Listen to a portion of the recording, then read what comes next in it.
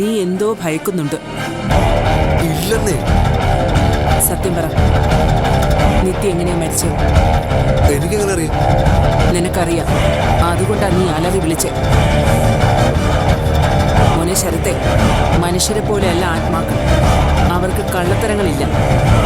നീ തെറ്റ് ചെയ്തിട്ടുണ്ടെങ്കിൽ നിത്യയുടെ ആത്മാവ് ഒരു കാരണവശാലും നിന്നെ വെറുതെ വിടില്ല. തെറ്റ് ചെയ്തിട്ടുണ്ടെങ്കിലല്ലേ? ഞാൻ തെറ്റ് ചെയ്തിട്ടില്ലല്ലോ. ഞാനത് വിശ്വസിക്കുന്നില്ല. എനിക്ക് നിന്നെ തന്നെയാ സംശയം. ഈ നിലവിളി കൂടി കേട്ടപ്പോ അതൊന്ന് പൂർത്തിയായി. അമ്മ ഓരോന്നും പടച്ചുണ്ടാക്കണം. നിത്യയുടെ മരണവും ഞാനും തമ്മിൽ ഒരു ബന്ധമില്ല. ബന്ധം ഉണ്ടാക്കാൻ പലരും ശ്രമിക്കുന്നുണ്ട്. ആ കൂട്ടത്തില് അമ്മയുണ്ടാകും. നീ ഒന്നോർത്തോ, ആരെയൊക്കെ ഒതുക്കിയാലും നീ ആഗ്രഹിച്ച പോലൊരു ജീവിതം നിനക്കൊരിക്കലും ഉണ്ടാകില്ല. നിത്യയുടെ മരണത്തിന് പിന്നിൽ നീ ആണെങ്കിൽ, ആ പ്രിയെ കണ്ടപ്പോ നിത്യയാണെന്ന് നിനക്ക് തോന്നിയിട്ടുണ്ടെങ്കിൽ ഉറപ്പിച്ചോ, അവളുടെ ആത്മാവ് നിന്റെ പുറകെ തന്നെ ഉണ്ടെന്ന അതിനർത്ഥം.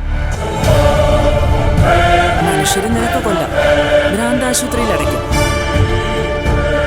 ആത്മാവിനെന്ത് ചെയ്യും?